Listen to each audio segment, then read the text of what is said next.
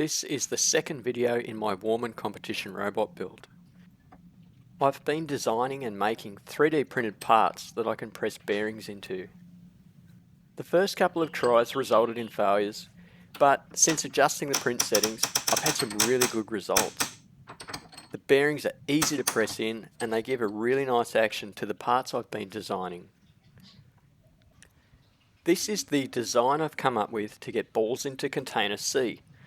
Container C requires 3 balls, and once again I want gravity to do the work. I like this design because it's easy to adjust, and due to the pressed in bearings, I'm able to operate it with a really small servo. I created a set of linkages out of some mixing sticks and painter's tape to work out the best place to mount the servo. I was glad to have a little slack in the system, because it's surprising just how powerful these little motors are.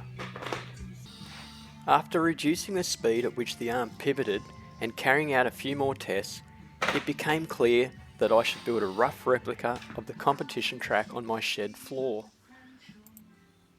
I don't know how I've lived my life without a hot glue gun up to this point, but after buying one last week, I'd say it has definitely been my go-to tool for this project.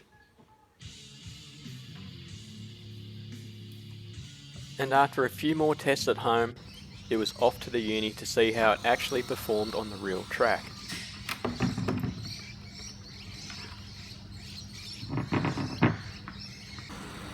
I had to make only a handful of minor adjustments to the machine to ensure its repeatability.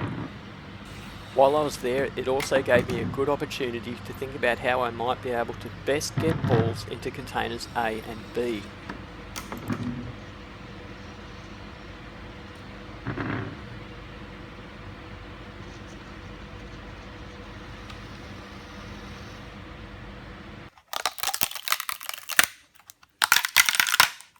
After coming home from the uni with a few ideas rolling around in my head, I printed enough dowel connectors to create an array of different structures.